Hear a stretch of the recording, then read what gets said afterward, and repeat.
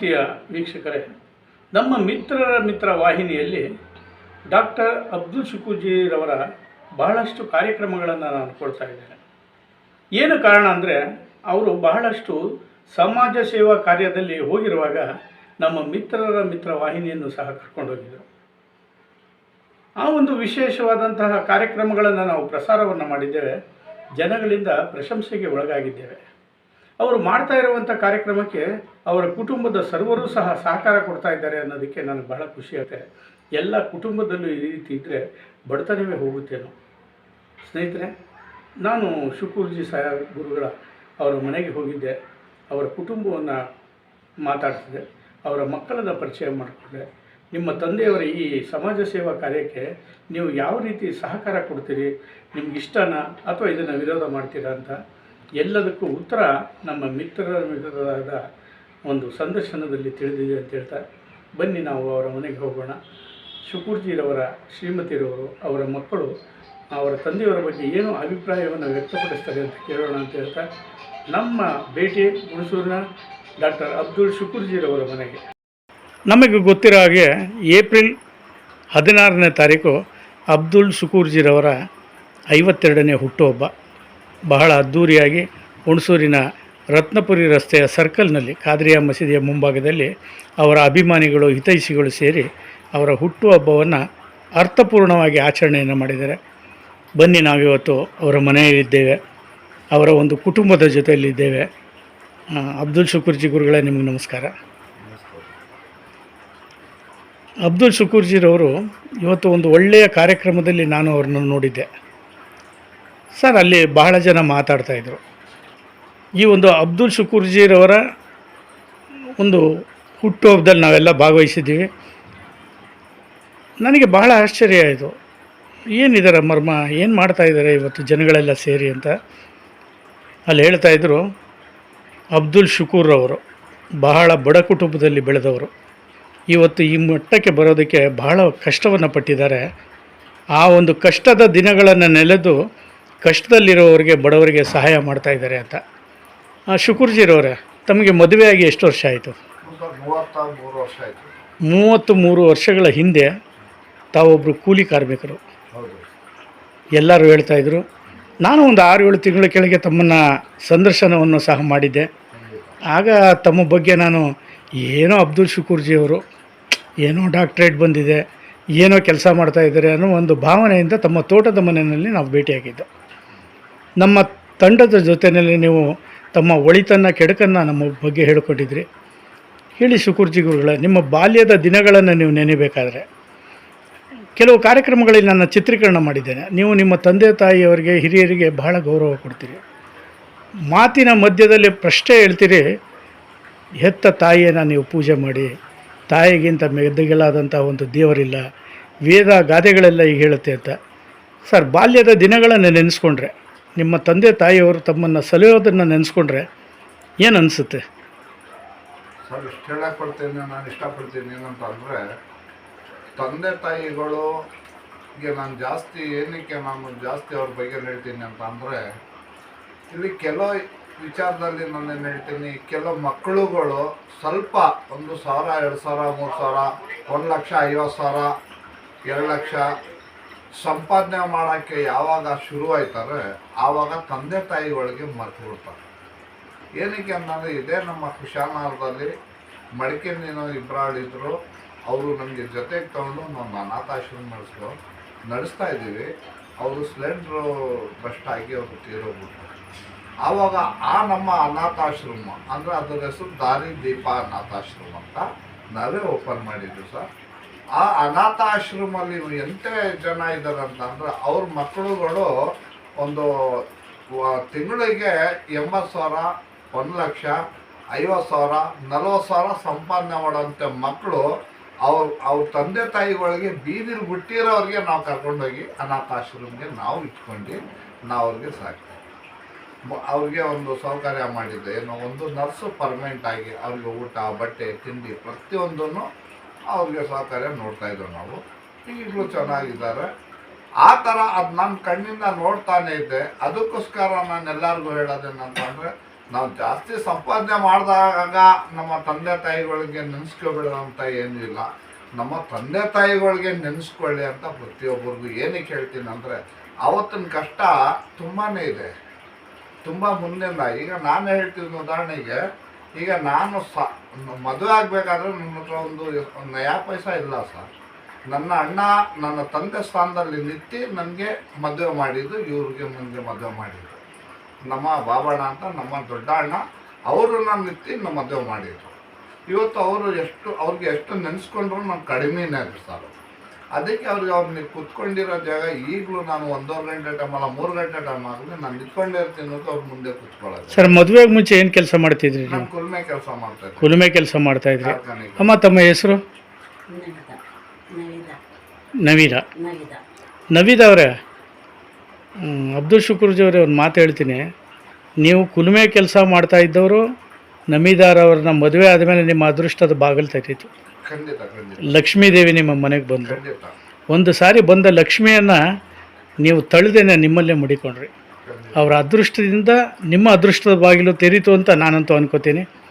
ಯಾಕೆಂದರೆ ಒಬ್ಬ ವ್ಯಕ್ತಿ ಬಡತನದಲ್ಲಿದ್ದವರು ಇವತ್ತು ಈ ಮಟ್ಟಕ್ಕೆ ಬರಬೇಕು ಅಂದರೆ ಒಂದು ಗಂಡಿನ ಯಶಸ್ಸಿನ ಹಿಂದೆ ಒಂದು ಹೆಣ್ಣಿರ್ತಾಳೆ ಅಂತೆ. ಆ ಒಂದು ಗಾದೆ ಮಾತಿಗೆ ನೀವು ಯಾವ ರೀತಿ ಮಾತಾಡ್ತೀರಿ? ಸರ್, ಅದಕ್ಕೆ ಒಂದು ನಮ್ಮ ಹೆಂಡತಿ ಬಗ್ಗೆ ನಾನು ಏನು ಹೇಳ್ತೀನಿ ಅಂತಂದ್ರೆ, ಅದೊಂದು ಚಾಲೆಂಜ್ ಆಗಿ ಹೇಳ್ತೀನಿ ನಾನು. ಅವತ್ತೊಂದು ದಿವಸ ನಾನು ನನ್ನ ಮನೇಲಿ ಅನ್ನ ಇಲ್ಲ, ಮದುವೆ ಆಗಿ ದೋಸ್ತರು ಅನ್ನ ಇಲ್ಲ, ಇಕ್ಕೊಳ್ಳೋಕೆ ಬಟ್ಟೆಗಳಿಲ್ಲ. ಆ ಜೀವನ ಮಾಡ್ಕೊಂಡು ಬರೋ ಟೈಮಲ್ಲಿ ಆವಾಗ ಹೊಸ ಸಂಘಗಳು ಎಲ್ಲ ಉಟ್ಕೊಂಡು ಹೆಂಡತಿ ಹತ್ರನೂ ಕೆಲವು ಬುದ್ಧಿ ಕಲ್ತಿದ್ದೀನಿ ಅಂತ. ಕೆಲವು ಬುದ್ಧಿ ತುಂಬಾ ಕಲ್ತಿದ್ದೀನಿ. ಏನಕ್ಕೆ ಅಂತ ಅಂದರೆ, ನನ್ನ ಹೆಂಡತಿಗೆ ಹೇಳ್ತಿದ್ದೆ, ಈ ಸಂಘ ಯಾವುದೋ ಓಪನ್ ಆಗಿದೆಯಲ್ಲ, ಒಂದು 25,000 ಕೊಡ್ತಾವ್ರಲ್ಲ, ಲೀಸಿ ಕೊಡು ಅಂತ ನಾನು ಕೇಳ್ತಾ ಇದ್ದೆ. ನಾನು ಹೇಳ್ತಾ ಇದ್ದೆ, ಅಲ್ಲಿ ಕುತ್ಕೊಂಡು ಹೇಳ್ಕೊಡು ಅಂತ. ನನ್ನ ಹೆಂಡತಿ ಏನು ಹೇಳ್ತಾ ಇದ್ಲು ಅಂತ ಅಂದರೆ, ಆವಾಗ ಆ ಟೈಮಲ್ಲಿ ನಾನು ನಿಮ್ಮ ಹೆಂಡತಿಯಾಗಿ ಇರ್ತೀನಿ ಹೊರತು ನಾನು ಇನ್ನೊಬ್ಬರ ಹತ್ರ ಹೋಗಿ ಕುತ್ಕೊಂಡು ನಾನು ಸಂಘದಲ್ಲಿ ತೊಗೊಂಡ್ಬಂದು ಕೊಡೋಂಥ ಕೆಲಸ ನಾನು ಮಾಡೋದಿಲ್ಲ. ನನಗೆ ಆ ವಿಚಾರಣೆ ಬೇಡ. ನಮ್ಮ ಕೈಯಲ್ಲಿ ಎಷ್ಟೈತೆ ಅಷ್ಟು ಮಾತ್ರ ಮಾಡವ, ನಮ್ಮ ಹತ್ರ ಇದ್ದಿರ್ತೀನೋ ಇದ್ರ ಬೇಡ ಅಂತ. ಯಾವ ಸಂಘದಲ್ಲಿ ಕುತ್ಕೊಂಡು ₹1 ತೊಗೊಂಡಿರೋ ಹೆಣ್ಣು ಅಂತ ನನ್ನ ಹೆಂಡತಿಗೆ ಅಂತ ನಾನು ಹೇಳಿದೆ. ಅವರು ನಿಮ್ಮ ಹೆಂಡತಿ ಆಗಿರೋದಕ್ಕೆ ನೀವು ಹೆಮ್ಮೆ ಪಡ್ತೀರಿ? ಆದರೆ ಹೆಮ್ಮೆ ಪಡ್ತೀನಿ ಸರ್. ಅಮ್ಮ, ನಿಮ್ಮ ಯಜಮಾನರು ನಿಮ್ಮ ಬಗ್ಗೆ ಹೆಮ್ಮೆ ಪಡ್ತಾರೆ. ಇವತ್ತು ಭಾಳ ಕಷ್ಟದಲ್ಲಿದ್ದಂಥ ನಿಮ್ಮ ಫ್ಯಾಮಿಲಿ ಇವತ್ತು ಈ ಮಟ್ಟಕ್ಕೆ ಬೆಳೆದಿದೆ. ಇವತ್ತು ನಾನು ನಿಮಗೆ ನೋಡಿದೆ, ಒಂದು 52ನೇ ಹುಟ್ಟುಹಬ್ಬದಲ್ಲಿ ಇವತ್ತು ಸಾವಿರಾರು ಮಂದಿ ಅಸಂಖ್ಯಾತರು ಇವತ್ತು ಬಂದು ಅಲ್ಲಿ ನೆರೆದಿದ್ರು. ನಿಮ್ಮ ಯಜಮಾನರ ಬಗ್ಗೆ ಹೇಳಬೇಕು ಅಂದರೆ ಏನು ಹೇಳ್ತೀರಮ್ಮ? ನಾವು ಅವರು ಏನಾರು ಯಾರಿಗಾರೆ ಬಡವ್ರಿಗೆ ಸಹಾಯ ಮಾಡಲಿ, ನಾವು ಏನು ಕೇಳೋಕ್ಕೆ. ನಮ್ಮ ಮಕ್ಳಿಗೂ ಅಷ್ಟೇ ಕೇಳಬೇಡಿ, ಯಾರಿಗಾರೆ ಸಹಾಯ ಮಾಡಲಿ. ನಮಗೂ ಚೆನ್ನಾಗಿ ನೋಡ್ಕೊಳ್ತವ್ರಲ್ಲ, ನಮಗೂ ಏನೂ ಅವರು ಕಡಿಮೆ ಮಾಡ್ತಾಯಿಲ್ಲ, ನಮಗೂ ಚೆನ್ನಾಗಿ ನೋಡ್ತವ್ರೆ. ನಾವು ಬಡತನದಿಂದನೇ ಬಂದಿರೋದು, ಆದರೆ ನಮಗೂ ಏನೋ ಅವರು ಅಷ್ಟು ಚೆನ್ನಾಗಿ ನೋಡ್ಕೊಳ್ತವ್ರೆ. ನಾವು ಕೇಳೋಕ್ಕೂ ಇಲ್ಲ. ಬಡವ್ರಿಗೆ ಸಹಾಯ ಮಾಡ್ಕೊಂಡು ಅವರವರ ಆಶೀರ್ವಾದದಲ್ಲಿ ನಾವು ಎಲ್ಲೋ ಇರ್ತೀವಿ. ಶುಕೂರ್ಜಿ ಗುರುಗಳ, ನಿಮ್ಮ ಮಕ್ಕಳನ್ನು, ನಿಮ್ಮ ಕುಟುಂಬವನ್ನು ಪರಿಚಯ ಮಾಡಿಕೊಡ್ಬೇಕು ಅಂದರೆ? ನಮ್ಮ ಕುಟುಂಬ ನೋಡಿ, ಇದೆಲ್ಲ ನಮ್ಮ ಕುಟುಂಬನೇ ನೋಡಿ. ಇಲ್ಲಿ ಇವನು ದೊಡ್ಡ ಮಗ, ಇವನು ಅವ್ರ ಹೆಸರು? ಅವನ ಹೆಸರು ಶಕೀಲ್ ಅಂತ. ಅವನು 2ನೇ ಮಗ, ಇವನು ಮುಬಾರಕ್ ಅಂತ. ಇವನು ಚಿಕ್ಕವನು ಲಾಸ್ಟ್ ಮಗ ಸಲ್ಮಾನ್ ಅಂತ. ಮಗಳು ಒಬ್ಬಳು ಹೊರಗಡೆ ಮದುವೆ ಮಾಡಿದ್ದೀನಿ, ನೇಹ ಅಂತ. ಆಮೇಲೆ ಅವನು 2ನೇದು ಸೊಸೆ, ಮೊದಲನೇ ಸೊಸೆ ಮೈಸೂರಿಗೆ ಹೋಗೋರೆ ರಜೆದಲ್ಲಿ, ಮಕ್ಕಳು ರಜೆದಲ್ಲಿ ಹೋಗೋರೆ. ಇನ್ನೂ ನಮ್ಮ ಚಿಕ್ಕ ಸೊಸೆ ಇದು ಗಿಣಿಮರಿ ಸೊಸೆ ಅಂತೀವಿ ನಾವು. ಇದೊಂದು ಚಿಕ್ಕ ಸೊಸೆ, ನಮ್ಮ ಚಿಕ್ಕ ಮಗನ ಹೆಂಡತಿ. ನಮ್ಮ ಮಕ್ಕಳು ಇವು ಮೊಮ್ಮಕ್ಕಳು. ಇನ್ನೂ ಕೆಲವು ಮೊಮ್ಮಕ್ಕಳು ಮೈಸೂರು ಹೋಗಿದ್ದಾರೆ ರಜೆಗಳಲ್ಲಿ. ಒಟ್ಟಿನಲ್ಲಿ ಸುಖಿ ಕುಟುಂಬ. ಹಾಂ, ಭಾಳ ಸಂತೋಷವಾಗಿದ್ದೀರಿ? ಹಾಂ, ಸಂತೋಷ ಆಗಿದೆ ಸರ್. ನೀವು 3 ಜನ ಗಂಡು ಮಕ್ಕಳು? 3 ಜನ ಗಂಡು ಮಕ್ಕಳು.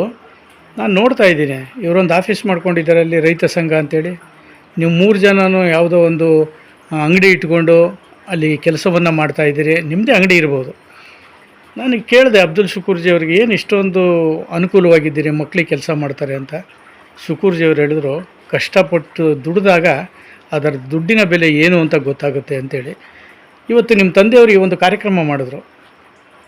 ನಿಮ್ಗೇನು ಅನ್ನಿಸ್ತು ಸರ್ ಮಕ್ಕಳಾಗಿ? ಚೆನ್ನಾಗಿ ಕಾಣಿಸ್ತು. ನಾವು ಅಂದ್ಕೊಂಡಿರಲಿಲ್ಲ ಶುಕೂರ್ಜಿಯವರ ಈ ಒಂದು ಹುಟ್ಟುಹಬ್ಬದ ಕಾರ್ಯಕ್ರಮಕ್ಕೆ ಇಷ್ಟೊಂದು ಜನ ಸೇರ್ತಾರೆ ಅಂತ. ನಿಮ್ಮ ತಂದೆ ಬಗ್ಗೆ ಹೇಳೋದಾದ್ರೆ ಏನು ಹೇಳ್ತೀರಿ ಸರ್ ತಾವು? ಹಾಂ, ಏನು ಕಮ್ಮಿ ಮಾಡಿಲ್ಲ, ನಮಗೆ ಯಾವುದ್ರಲ್ಲಂತೂ ಕಮ್ಮಿ ಮಾಡಿಲ್ಲ. ಒಳ್ಳೆಯದಂತೂ ನೋಡಿ ಅಲ್ಲಿ ಚಿಕ್ಕದ್ರಿಂದನೂ ಇಷ್ಟೊಂದು ಬೆಳೆಯೋದನ್ನು ಚೆನ್ನಾಗಿ ನೋಡ್ಕೊಂಡವ್ರೆ. ಬೇರೆಯವ್ರ ಹತ್ರ ಜೊತೆ ವ್ಯವಹಾರ ಮಾಡಿಬಿಟ್ಟು ಯಾರಿಗೂ ಕಳಿಸಿಲ್ಲ, ಸ್ವಂತ ವ್ಯವಹಾರ. ಅಮ್ಮ, ಇವತ್ತು ಲಕ್ಷಾಂತರ ರೂಪಾಯಿ ಇಲ್ಲಿ ಖರ್ಚು ಮಾಡಿದ್ದಾರೆ ಇವತ್ತು ಹುಟ್ಟುಹಬ್ಬಕ್ಕೆ ಅಂತೇಳಿ. ನಾವು ನೋಡ್ದೋ ಗಣ್ಯಾದಿ ಗಣ್ಯರಿಂದ ಹಿಡಿದು ಬಹಳಷ್ಟು ಜನ ಸ್ನೇಹಿತರು ಅಲ್ಲಿ ಬಂದಿದ್ದರು. ಬಹಳಷ್ಟು ರೋಗಿಗಳು ತಮ್ಮ ಆರೋಗ್ಯದ ತಪಾಸಣೆಗೆ ಅಲ್ಲಿಗೆ ಬಂದಿದ್ದರು. ಈ ಒಂದು ಕಾರ್ಯಕ್ರಮದಲ್ಲಿ ನೀವು ಇವತ್ತು ಭಾಳ ಚೆನ್ನಾಗಿ ಕಾಣ್ತಾ ಇದ್ದೀರಿ. ಸಂತೋಷ ಇಮ್ಮಡಿಸಿದೆ. ಎಲ್ಲರ ಜೊತೆಯಲ್ಲೂ ಒಂದು ಬೆರ್ತಿದ್ದೀರಿ.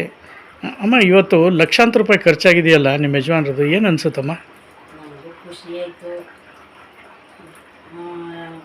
ನಾವು ಖುಷಿ ಮಾಡ್ದೋ ನಾವು ಇನ್ನೂ ಬೆಳೀಲಿ, ಇನ್ನೂ ಮಾಡಲಿ, ಬಡವ್ರಿಗೆ ಅವ್ರ ಆಶೀರ್ವಾದದಿಂದ ನಾವು ಚೆನ್ನಾಗಿರ್ತೀವಿ. ಅಲ್ಲ, ದುಡ್ಡೆಲ್ಲ ಪೋಲ್ ಮಾಡ್ತಾ ಇದ್ದಾರೆ ಅಂತ ಅನಿಸ್ಲಿಲ್ವ ನಿಮಗೆ?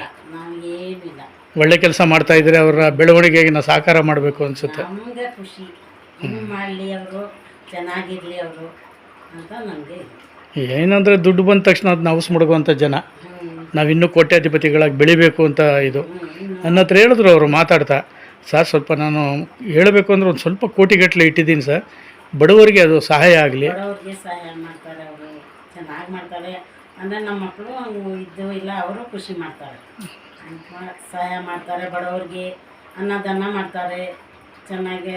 ನಮಗೂ ಮನೆಯಲ್ಲೂ ಚೆನ್ನಾಗಿ ಮಾಡಿದವ್ರೆ, ಆಚೆಯಲ್ಲೂ ಬಡವ್ರಿಗೆ ಸಹಾಯ ಮಾಡ್ಕೊಂಡು ಚೆನ್ನಾಗಿರ್ತಾರೆ. ಚೆನ್ನಾಗಿ ಸರ್, ನಿಮ್ಮ ತಂದೆಯವರು ಈ ಥರ ಕಾರ್ಯಕ್ರಮಗಳು ಮಾಡ್ತಾ ಇರ್ತಾರಲ್ಲ, ಇವತ್ತು ಭಾಳ ಖುಷಿಯಾಗಿದೆ. ನಾನು ಮಾತಾಡಿಸ್ದೆ ಎಲ್ಲರಿಗೂ, ನಿಮಗೆ ನಿಮ್ಮ ಮಕ್ಕಳಿಗೂ ಮಾತಾಡಿಸ್ದೆ ಸರ್. ತಂದೆ ಬಗ್ಗೆ ಹೆಮ್ಮೆ ಪಟ್ಟವರೇ ಜಾಸ್ತಿ. ಇಲ್ಲಿ ತನಕ ಎಷ್ಟು ಬಡವರ ಮದುವೆನ ಮಾಡಿದ್ದೀರಿ ಗುರುಗಳೇ ತಾವು? ಸರ್, ನಾನು ನಮ್ಮ ಹಿಂದೂ ಅಂತ ನನಗೆ ಅದು ನ್ಯಾಯಗಳು ಬರಲ್ಲ ಅಂದರೆ ಹೇಳ್ಬೇಕಾಯ್ತದೆ. ನಮ್ಮ ಹಿಂದೂಗಳ ಮದುವೆನೇ ML ಎಲೆಕ್ಷನ್ ಟೈಮಲ್ಲಿ ಒಂದೇ ಒಂದು ಕ್ರಾಂತಿನಿಂದ ಮುಂದ್ಗಡೆ ಚಿಟ್ಟಣ್ಣಳ್ಳಿ ಅಂತ ಇದೆ, ಅಲ್ಲಿ ML ಎಲೆಕ್ಷನಲ್ಲಿ ಜಾಸ್ತಿ ಜನ ಸೇರಂಗಿಲ್ಲ ಅಂದ್ಕೊಂಡು ಏನು ಮಾಡೋದು, ಅದನ್ನು 101 ಮದುವೆ ಮಡಗಿದ್ದು ನಾವೆಲ್ಲ ಒಂದು 10 ಜನ ಸೇರಿ. ಆಮೇಲೆ ಅದು ಮೇನ್ ಪಾಯಿಂಟು ನಮ್ಮ ಶಾಲಾದವರು ಮಾಲಿಕ್ ಸಾರ್ ಅವರು ಎಲ್ಲದಕ್ಕೂ ಸಪೋರ್ಟು ನನಗೆ ಮಾಲಿಕ್ ಸಾರನ್ನೇ, ಪ್ರತಿಯೊಂದಕ್ಕೂ ಸಪೋರ್ಟು ನಿಂತಿದೆ. ಈ ನನ್ನ ಇದು ಯಾವುದಕ್ಕೆ ನಾನು ರೈತರ ಸಂಘಕ್ಕೆ ತೊಗೊಂಡು ಬಂದು ನಿಲ್ಲಿಸಿದೊಂದು ಮಾಲಿಕ್ ಸಾರ್ ನನಗೆ. ಅವರು ಕುಶಾಲನವ್ರದವರು, ಅವ್ರನ್ನ ನನಗೆ ಬೆಳೆಸ್ಕೊಂಡು ಬಂದರು. ಅವರು ಹಿಂದೆನೇ ನಾವು ಹೋಗಿ ಕೆಲಸ ಮಾಡ್ತಾ ಮಾಡ್ತಾ ಮಾಡ್ತಾ ಮಾಡ್ತಾ ಕೊನೆಗೆ ಇಲ್ಲಿ ಮದುವೆ ಅಂತ ಒಂದು ಮಡಗಿದ್ರು. ಆವಾಗ ಆ ಮದುವೆಗಳಲ್ಲಿ 101 ಮದುವೆ ಮಡಗಿದ್ದವು ನಾವೆಲ್ಲ 10 ಜನ ಸೇರಿ. ಆಮೇಲೆ ಎಲ್ಲನೂ ಕೈ ಕೊಡ್ಬಿಟ್ರು.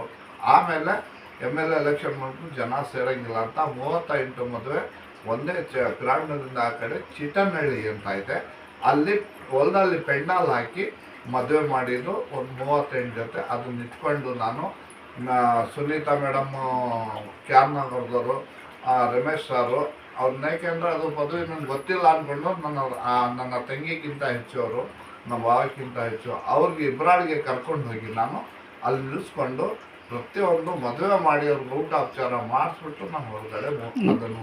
ಬಡ ಮಹಿಳೆಯರಿಗೆ ನೀವು ಬಟ್ಟೆ ಹೊಲಿಯೋ ಮಿಷನನ್ನು ಕೊಟ್ಟಿದ್ದೀರಿ. ಹೌದು ಸರ್, ಬಟ್ಟೆ ಹೊಲಿಯೋ ಮಿಷಿನ್ಗಿಂತ ಸರ್ ಒಂದು 5,000 to 6,000 ಜನಗಳಿಗೆ ನಾನು ಬಡವರಿಗೆ ಮಕ್ಕಳುಗಳಿಗೆ ಟ್ರೈನಿಂಗ್ ಮಾಡಿಸಿದ್ದೀನಿ. ಅದು ಸ್ವಂತ ನನ್ನ ಹೆಂಡತಿ ನನ್ನ ಮಕ್ಕಳಿಗೆ ಗೊತ್ತಿಲ್ಲ, ಅದು ನನ್ನ ಜೊತೆಯಲ್ಲಿರೋ ನನ್ನ ಫ್ರೆಂಡ್ಗಳಿಗೆ ಗೊತ್ತಿಲ್ಲ ನಾನು ಅಷ್ಟು ಮಾಡಿದ್ದೀನಿ ಅನ್ನೋದು. ತೋರಿಸ್ಕೊಂಡಿಲ್ಲ ನಾನು. ತೋರಿಸ್ಕೋಬೇಕಾದ್ರೆ ಕಾರಣಗಳೇ ನೀವು TV ಅವರು, ಪೇಪರ್ನವರು, ಈ ಪತ್ರಿಕಾರಗಳು, ಇವರಿಂದಾನೇ ನಾನು ಇಷ್ಟೊಂದು ಸಮಾಜಕ್ಕೆ ಅಲ್ಲ ಎಲ್ಲ ಹೇಳ್ತಾರೆ ಅಬ್ದುಲ್ ಶುಕೂರ್ಜಿ ಗುರುಗಳು ಬಲ್ದಾ ಕೈಲಿ ಕೊಟ್ಟಿರೋದು ಎಡದ ಕೈಗೆ ಗೊತ್ತಿಲ್ಲ ಅಂತ. ನಿಮ್ಮ ಮನೆಯವರಿಗೆ ಗೊತ್ತಿಲ್ಲದೆ ನೀವು ಸಹಾಯ ಮಾಡ್ತಾ ಹೋಗಿದ್ದೀರಿ. ಇವತ್ತು ನೀವು ಗೆಸ್ ಮಾಡಿಲ್ಲ ಅಂತ ಕಾಣಿಸುತ್ತೆ. ನಿಮ್ಮ ಹುಟ್ಟು ಹಬ್ಬಕ್ಕೆ 1000 ಜನ ಇಲ್ಲಿ ಬಂದಿದ್ದರು. ನೀವು ಇಷ್ಟು ಜನ ಬರ್ತಾರೆ ಅಂತ ಅಂದ್ಕೊಂಡಿದ್ರಾ? ಇಲ್ಲ, ನನಗೆ ಇಷ್ಟೊಂದು ಜನ ನನ್ನ ಅಭಿಮಾನ ನಾನು ಸಂಪಾದನೆ ಮಾಡಿದ್ದೀನಿ ಅಂತಾನೆ ನನಗೆ ಗೊತ್ತಿದ್ದಿಲ್ಲ. ಇವತ್ತು ನಾನು ಬಂದು ನನಗೆ ಇಷ್ಟು ಸಂತೋಷ ಆಯಿತು. ಆಮೇಲೆ ನಮ್ಮ SP ಮಂಜುನಾಥ್ ML ಅವರು ಸಾಬ್ರು ಅವ್ರು ಏನು ಮಾಡೋದು, ನೆನ್ನೆ ನಾನು ತಾಲೂಕು ಆಫೀಸ್ಗೆ ಅದು ಮೀಟ್ ಮಾಡೋಕ್ಕೆ ಹೋಗಿದ್ದೆ ತಹಸೀಲ್ದಾರಿಗೆ. ಮಂಜುನಾಥ್ ತಹಸೀಲ್ದಾರ್ಗೆ ಮೀಟ್ ಮಾಡೋಕೆ ಹೋಗಿದ್ದೆ. ಅಲ್ಲಿ ತಾಲೂಕು ಆಫೀಸಲ್ಲಿ ಏನಂದ್ರು, ನಮಗೆ ಅಣ್ಣ ಮಂಜುನಾಥ್ ಎಸ್ ಪಿ ಮಂಜುನಾಥ್ ಅವರು ನಮ್ಗೆ ಆರ್ಡ್ರ್ ಮಾಡಿಬಿಟ್ಟರು 30-40 ಜನ ನೀವು ಎಲ್ಲ ಡಿಪಾರ್ಟ್ಮೆಂಟಲ್ಲಿ ಅವ್ರು ಹೋಗಿ ಒಂದು ಒಳ್ಳೆ ಸನ್ಮಾನ ಮಾಡ್ಬಿಟ್ಟು ಬರಬೇಕು ಅಂತ ಅಲ್ಲೇ ಹೇಳಿದ್ರು. ಅದನ್ನ ಯಾರು ಹೇಳಿದ್ದು? ಎಸ್ ಪಿ ಮಂಜುನಾಥ್ ಅವರು ಅಲ್ಲಿ ಹೇಳಿರೋದು. ಎಲ್ಲಿ? ತಾಲೂಕು ಆಫೀಸಲ್ಲಿ. ಅವರೆಲ್ಲ ನಾನು ಹೋಗಿ ಮೀಟ್ ಮಾಡೋಕೆ ಹೋಗುವಾಗ ನನಗೆ ಹೇಳಿದ್ರು, ಈ ಥರ ಮಂಜುನಾಥ್ ಅವರು ಹಿಂಗೆ ಹೇಳೋರೆ, ನಾವೆಲ್ಲ ಬರ್ತೀವಿ ಅಂತ. ಆವಾಗ ನನಗೆ ಮನಸ್ಸು ಎಷ್ಟು ಸಂತೋಷ ಆಯಿತು. ನನಗೆ ಎಷ್ಟೊಂದು ಅಭಿಮಾನಿಗಳು ಇದ್ದಾರಾ, ನನ್ನ ಸಂಪಾದನೆ ಮಾಡಿದ್ದೀನಿ 5 ಜನಕ್ಕೆ ಅಂತ ನನಗೆ ಆಗಲೇ ಗೊತ್ತಾಗಿತ್ತು. ಆದಮೇಲೆ ಇವತ್ತು ನೋಡಿದೆ. ಇವತ್ತು ನೋಡಬೇಕಾದ್ರೆ ಎಲ್ಲೆಲ್ಲಿಂದ, ನಂಜನಗೂಡಿಂದ, ಮೈಸೂರಿಂದ, ಬೆಂಗಳೂರಿಂದ, ಪಿರಾಡ್ನದಿಂದ, ಕುಶಾಲನಗರದಿಂದ, ಮಂಗಳೂರಿಂದ, ಪ್ರತಿಯೊಂದು ಜಾಗದಿಂದನೂ ಸರ್ ಹುಡುಕೊಂಡು ಬಂದು ನನಗೆ ಸನ್ಮಾನ ಮಾಡ್ಕೊಂಡು ಎಲ್ಲ ಸನ್ಮಾನ ಮಾಡ್ಬಿಟ್ಟು ಹೋಗಿದ್ದು ಅಂತಂದು ನನ್ನ ಎಲ್ಲ ಅಣ್ಣ ತಮ್ಮದಿರಿಗೆ ಎಲ್ಲರಿಗೂ ಕೈ ಮುಗಿದು ನಿಮಗೂ ಆಯುಷ್ಯ ಇಟ್ಕೊಳ್ಳಿ, ನಿಮಗೆಲ್ಲ ಮನೆಯಲ್ಲಿ ಸೌಭಾಗ್ಯ ಕೊಳ್ಳಿ, ಒಳ್ಳೆಯದಾಗಲಿ ಅಂತ ಎಲ್ಲರಿಗೂ ನನ್ನ ಅಭಿಮಾನಿಗಳಿಗೆ ಬಯಸ್ತೀನಿ. ಸರ್, ಇವತ್ತು ಆ ಒಂದು ಜನಗಳ ಮಧ್ಯದಲ್ಲಿ ನಿಮ್ಮ ಆತ್ಮೀಯರು ಬಂದಿದ್ದರು, ಬಹಳ ಆತ್ಮೀಯರು, ಏಕವಚನದಲ್ಲಿ ಮಾತಾಡೋ ಸಹ ಆತ್ಮೀಯರು, ಅಂದರೆ ನಿಮ್ಮ ಜೊತೆಗೂಡಿ ನಿಮ್ಮ ಕೆಲಸದಲ್ಲಿ ತೊಡಗಿರುವಂಥವರು. ಅಂಥ ಸ್ನೇಹಿತರಿಗೆ, ಹಿತೈಷಿಗಳಿಗೆ ಯಾವ ರೀತಿ ಅಭಿನಂದನೆಗಳನ್ನ ತಿಳಿಸ್ತಿರ್ತಾವೆ? ಸರ್, ನನಗೆ ಏನಿದೆ ಅಂತ ಅಂದರೆ ಸರ್, ನನ್ನ ಜೊತೆಯಲ್ಲಿ ಇದ್ಬಿಟ್ಟು ನಂದೇ ತಿಂದು ನನಗೆ ಕನ್ನ ಹಾಕಿ ನನಗೆ ಮೋಸ ಮಾಡಿದ್ರು ನನ್ನ ಜೊತೆಯಲ್ಲಿ ಇದ್ದು ನನಗೆ ತುಂಬ ಜನ. ನನ್ನ ಮುಂದೆ ಒಂದು ಮಾತು, ನನ್ನ ಹಿಂದೆ ಒಂದು ಮಾತು ಕೆಲವು ಫ್ರೆಂಡ್ಗಳಲ್ಲಿ ಆಡ್ತಾ ಇದ್ದಾರೆ. ಆದರೆ ನಾನು ಅವ್ರಿಗೆಲ್ಲ ಆ ಥರ ಶತ್ರು ಥರ ನೋಡೇ ಇಲ್ಲ ಸರ್. ಅವ್ರಿಗೂ ನಾನು ಕರೆದುಬಿಟ್ಟು ಕತ್ತಲ್ಲಿ ಕೈ ಹಾಕ್ಕೊಂಡು ಈ ಥರ ಬೋರ್ನರಪ್ಪ ಟೀ ಕುಡಿಯವ, ಬಂದು ಎಲ್ಲ ಹೋಗೋನು, ಏನು ಮಾಡಬೇಕು, ಎಂತ ಮಾಡಬೇಕು ಅಂತ ಇದನ್ನು ಮೇಂಟೈನ್ ಮಾಡ್ಕೊಂಡು ಬರ್ತಾಯಿದ್ದೀನಂತೂ ಅವ್ರು ಹೇಳ್ತಾರಂತ ನಾನು ಯಾವತ್ತೂ ಹೇಳೋದಿಲ್ಲ, ನಾನು ಹೇಳೋದಿಲ್ಲ. ನಿಂದಕರಿರಬೇಕಯ್ಯ ಹಂದಿ ಇದ್ದ ಹಾಗೆ, ಹಂದಿ ಹೊಲಸನ್ನು ತಿಂದು ಆ ಜಾಗವನ್ನು ಕ್ಲೀನ್ ಮಾಡ್ತದೆ ಅಂತ. ನಿಂದಕರು ನಿಮ್ಮನ್ನು ಕೆಣಕಿ ನಿಮ್ಮ ಹಿಂದೆ ಮಾತಾಡಿದಾಗ ನೀವು ಇನ್ನಷ್ಟು ಬದಲಾವಣೆ ಆಗ್ತೀರಿ, ನಿಮ್ಮ ಮನಸ್ಸು ಬದಲಾವಣೆ ಆಗುತ್ತೆ ಅಂತೇಳಿ ಅನ್ಕೋತೀವಿ. ಸರ್, ಮುಂದಿನ ನಿಮ್ಮ ಯೋಜನೆಗಳೇನು ಸರ್? ಮುಂದಿನ ಯೋಜನೆ ಏನಿಲ್ಲ ಸರ್, ನಾನು ನನ್ನ ಜೀವಾಯಗರ ಗಂಟ. ಯಾಕೆ ಅಂತ ಅಂದರೆ ನನ್ನ ಹೆಂಡತಿನೇ ಆಗ್ಬೋದು, ನನ್ನ ಮಕ್ಕಳೇ ಆಗ್ಬೋದು, ಮತ್ತು ನನ್ನ ಸೊಸೆಯವರೇ ಆಗ್ಬೋದು. ನನಗೆ ಒಳ್ಳೆ ಚಿನ್ನಂಥ ಸೊಸೆಯವ್ರು ಸಿಕ್ಕವ್ರೆ, ಏನೂ ಪ್ರಾಬ್ಲಮ್ ಇಲ್ಲ, ಆರಾಮಾಗವ್ರೆ. ನಾವು ಹೇಳ್ದಂಗೆ ಕೇಳ್ಕೊಂಡು ಆರಾಮಾಗಿದ್ದಾರೆ, ನೋ ಪ್ರಾಬ್ಲಮ್. ನಮ್ಮ ಗಂಡು ಮಕ್ಕಳು ಅಷ್ಟೇ. ನಾನು ಬೇರೆಯವ್ರಿಗೆ ಏನು ಮಾಡಿದ್ರು ಏನು ಅವರು ಬಂದ್ಬಿಟ್ಟು ನೀವು ಯಾಕೆ ಅವ್ರಿಗೆ ಮಾಡ್ತಾಯಿದ್ದೀರಾ ಅಂತ ಅವ್ರಿಗೆ ಕೇಳಲ್ಲ. ಮಾಡ್ತಾರೋ ಅಪ್ಪಾಜಿ ಮಾಡಲಿ ಅಂತ.